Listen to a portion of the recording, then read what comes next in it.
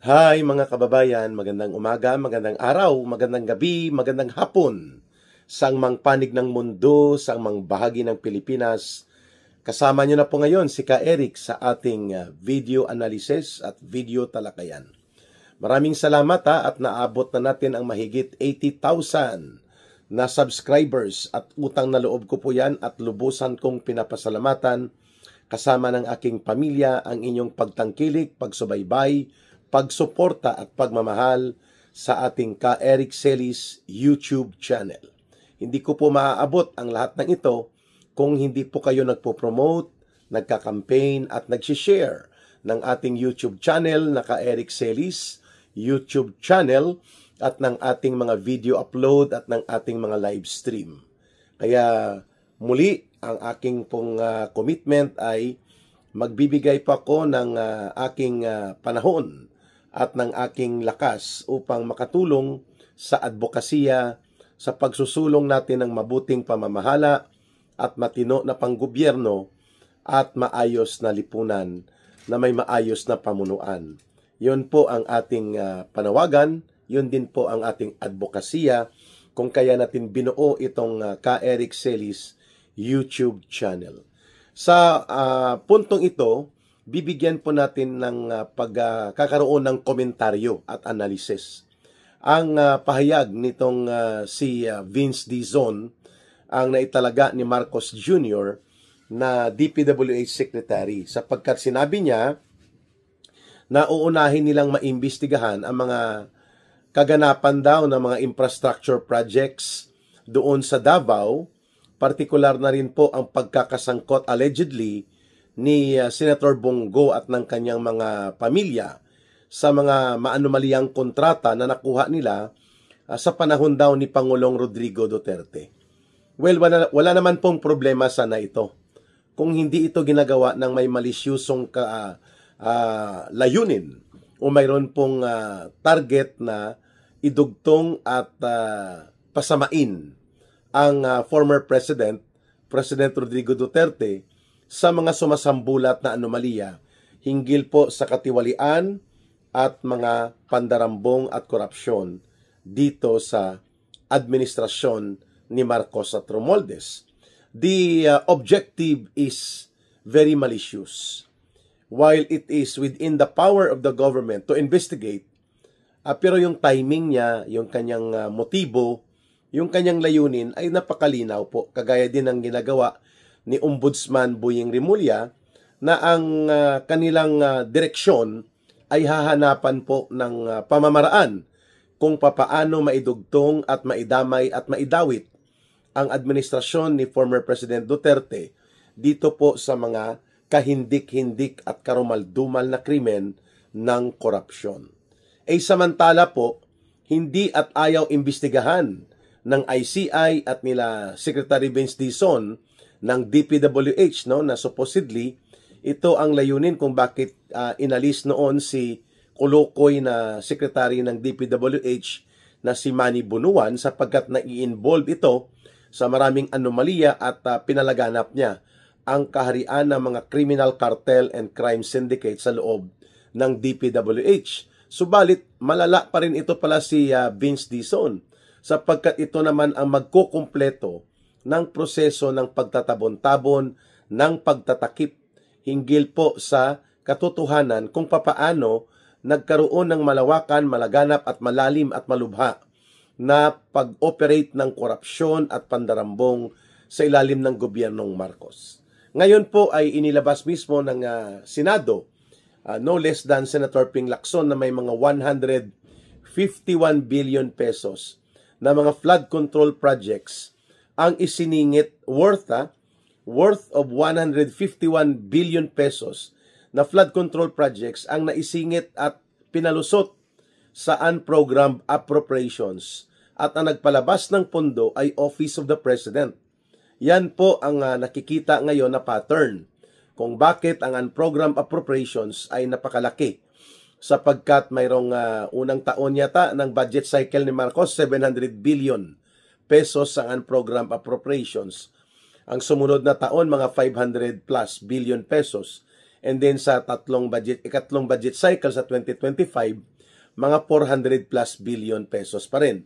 Dito po kinukuha ang tinatawag na mga unprogrammed and unaligned na mga items na hindi naisingit o nailusot sa National Expenditures Program at hindi naman tinalakay sa budget deliberations ng Senado at Kongreso, even sa bicameral conference, subalit nagkaroon ng pagkakaroon ng pundo at naipatupad. Yun, 151 billion pesos or more na mga flood control projects ang pinaniniwalaan po na na-source out mula sa unprogrammed appropriations. Pangalawa, hindi ito iniimbestigahan nila Secretary Vince Dizon at ng tinatawag na Independent Commission on Infrastructure, sapagkat mayroon pang lumalabas dito na mga 2.5 or 2.8 billion pesos po na flood control projects ang inilakad nitong Undersecretary Ulaybar na nakatalaga sa Department of Education. Wala siyang pakialam dapat sa flood control projects, pero inilakad ito kay Bunuan at pati po sa kay Yusek Bernardo. At pinayagan po na magkaroon ng 2.8 billion pesos na supposedly flood control projects, at ang nag-aarbor ay allegedly itinuro po si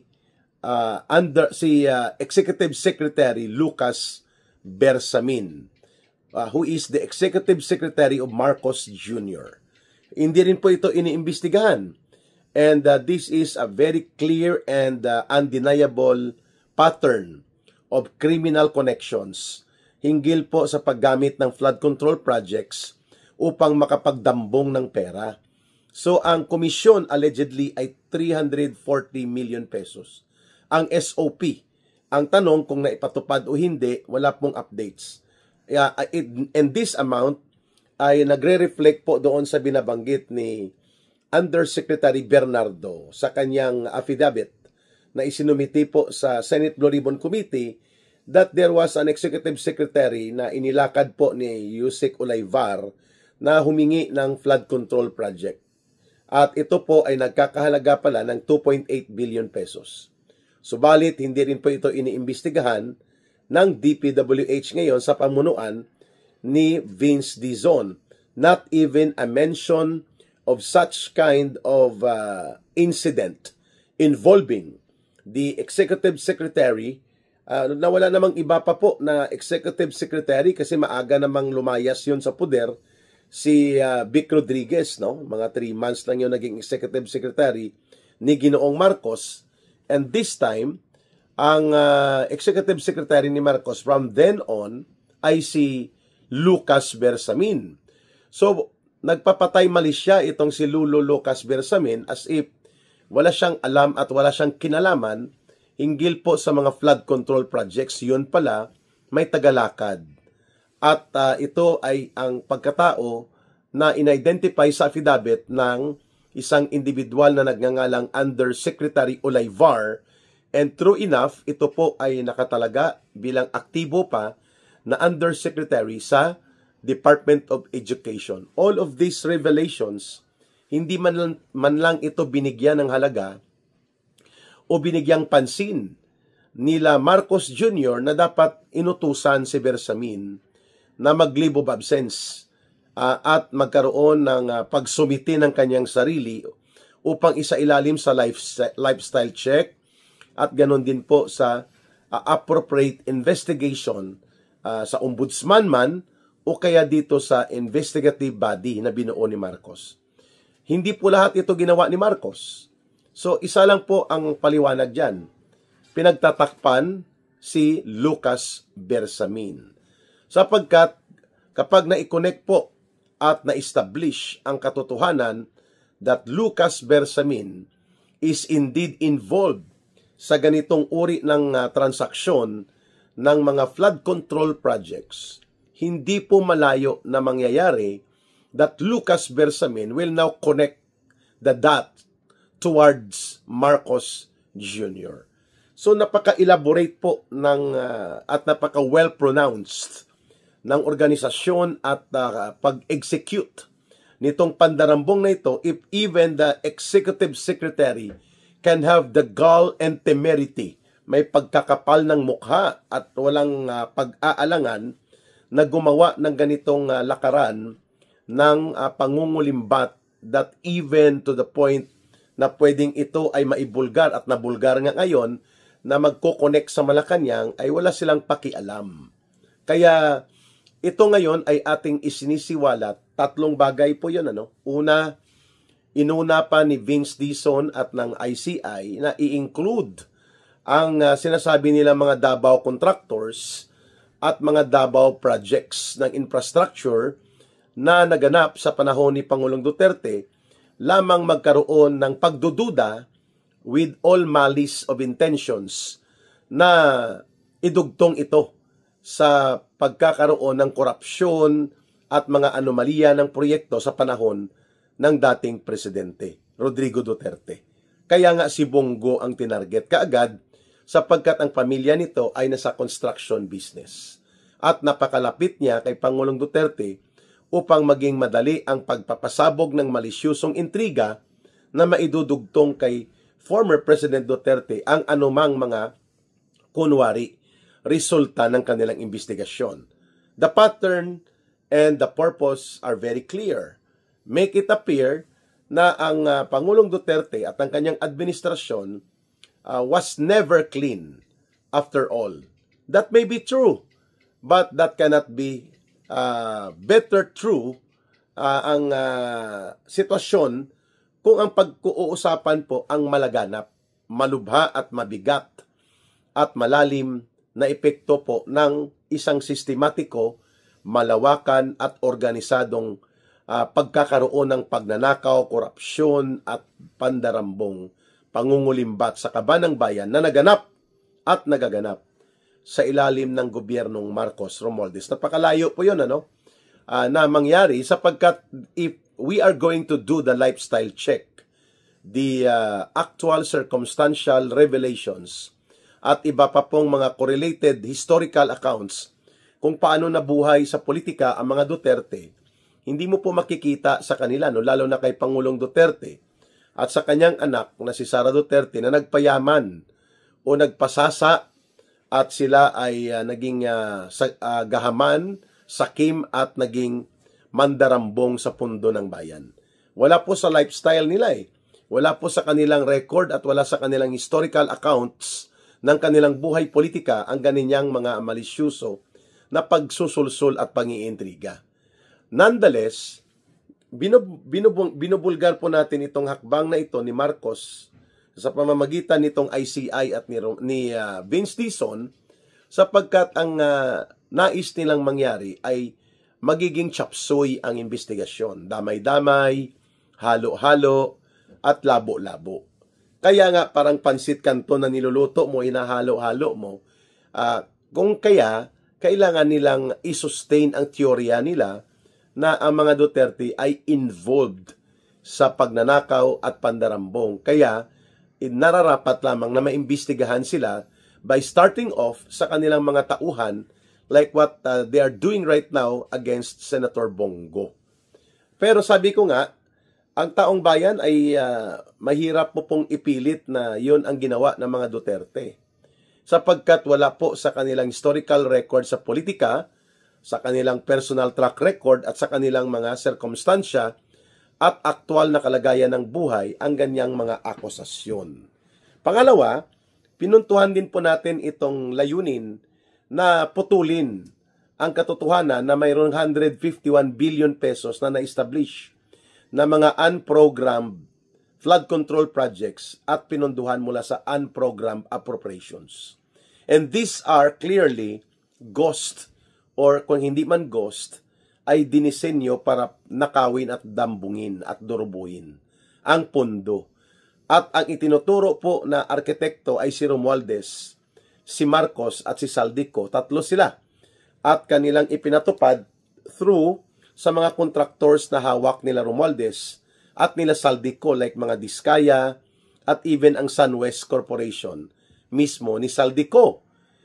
Bakit hindi ito iniimbestigahan? Yun. At bakit hindi ito unahin at bigyan ng priority? Ang pangatlo, ito pong sinasabi ko kanina, na 2.8 billion pesos of flood control projects na maanomalya, hindi siguradong ito ay naipatupad, subalit itinuro na mismo ni Undersecretary Bernardo ang involvement ni Executive Secretary Lucas Bersamin. And yet, walang hakbang na malinaw, walang matino na direksyon at matuwid na panawagan na papanagutin o imbestigahan man lamang si Lucas Bersamin if indeed nangyari ito, sapagkat itinuturo ang mga tao na involved ay nandyan pa. Like itong si Undersecretary Olayvar na nakatago at nakatalaga dyan sa Department of Education. No? Tao ito ni Sani Angara. At ano ang kinalaman ng DepEd, Department of Education, sa flood control projects? Hindi nga nila maipatupad, mga kababayan, itong usapin ng 142,000 shortage sa classrooms. At sa targeted classroom nila na 1,470, only 22 classrooms ang naipatayo nila sa loob ng isang taon. Tapos mangingialam sila, itong si Yusik Olayvar na ito, tungkol sa flood control projects, kung hindi ito ang layunin nila ay dambungin at durubuhin at kulimbatin ang pundo. At ang ginamit na pangalan, Lucas Bersamin. At ito ay Executive Secretary ni Marcos, the highest among cabinet officials niya, even tinatawag ito na Little President. Kung hindi totoo ito, bakit hindi pinaimbestigahan ng Office of the President through the Executive Secretary itong si Yusik Olayvar? Todo dinaya lang si Bersamin, pero wala pong konkretong hakbang na may investigasyong gawin upang may mananagot, no? Sapagkat hindi naman mag-execute ng sinumpaang salaysay itong si Yusik Bernardo ng DPWH kung hindi ito may bahid ng realidad na naganap o may hibla at laman ng katotohanan. Sapagkat ang itinuturo dito ay Executive Secretary, no? Office of the President. And we're talking about 2.8 billion pesos. At sabi nila, ang na-deliver na SOP o kaltas at kutong ay mga 340 million pesos. Kung naipatupad o hindi, ang 2.8 billion pesos na ito, minus kutong na 340 million pesos, anong nangyari sa mga 2.4 billion pesos kung nakutungan na ito? Ayun.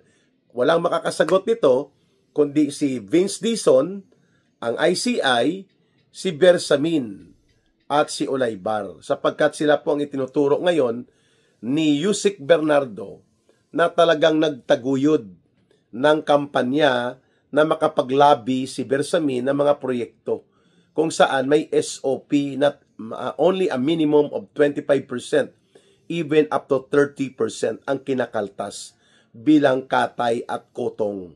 Tinatawag nilang SOP, Standard Operating Procedure daw yan. Ayan. So, ang punto de vista ngayon sa ating video talakayan ay nagiging mas malinaw na patungo sa pagiging pagluluto ng isang chapsuy at pansit canton na uri ng investigasyon ang ginagawa ng ICI. And this guy, Vince Dizon, too good to be true, na maging isang crusader para linisin ang DPWH sa kalat at basura na binuo ng gobyerno ni Marcos at nila Romualdez at ng mga aliporis nilang sindikato, sapagkat nananatili po ang sindikato sa loob ng DPWH. At yan ay malinaw na nagaganap ngayon sa ilalim po nito ng pamumuno pa rin ni Vince Dizon. And walang ibang ituturo ang taong bayan kung bakit nananatili po ang kaharian ng mga sindikato at mga kriminal sa DPWH, sapagkat yan din po ang ginagamit mismo nila Marcos at Romualdez kung bakit nagkamal sila ng limpak-limpak na mga salapi. At ngayon ay gusto nilang ipalabas na wala kaming kasalanan, hindi kaming gumawa niyan. Doon yan sa previous government. Naglilinis lang tayo ng bakura natin at tayo po ay tumutulong na mapatigil na ang korupsyon. Samantala ang pinakamalubha, pinakamalawak, pinakamalalim at pinakamatindi na parang hinayupak sa balat ng lupa na uri ng pagnanakaw at korupsyon ay naganap sa tatlong budget cycle ni Marcos. Budget 2023, Budget 2024, and Budget 2025. 3 years. At taon-taon po, hindi bababa ang flood control projects na ninanakaw between 300 to 400 billion pesos. Kaya umabot po sa kulang-kulang o baka mahigit pa 1 trillion pesos in 3 years na budget na ipinatupad ni Marcos ang ninakaw, dinurubo, kinulimbat at kinurakot na flood control projects. Hindi lang po yan, ngunit mayroon pang iba, mga farm to pocket roads, mga project sa kalsada, kung hindi man terribly and super overpriced, like 300 million per kilometer, sa pangungontrata nila Saldico, ay talaga naman pong walang kalsada talaga. Mayroong farm, walang road, kundi farm to pocket road ang nandun. Hindi pa natin binubuksan at binubulatlat ito, pati po ang marami pang iskandalo na pilit ng pinapatakpan at pilit na inililihis na ni Marcos ang atensyon ng taong bayan.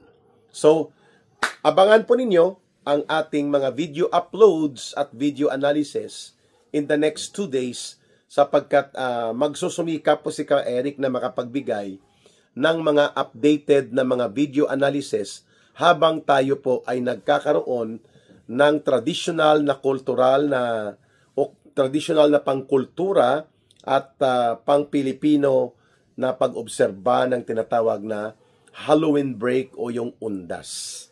Maraming salamat sa inyong patuloy na pagtitiwala, pagmamahal at pagsuporta sa ating Ka Eric Celis YouTube channel at ganon din po sa ating Ka Eric Facebook Live na magre-resume tayo on October 31 muli sa live stream pagkatapos po ng ilang mga family events and activities na sasamahan po ni Ka Eric kasama ang aking pamilya.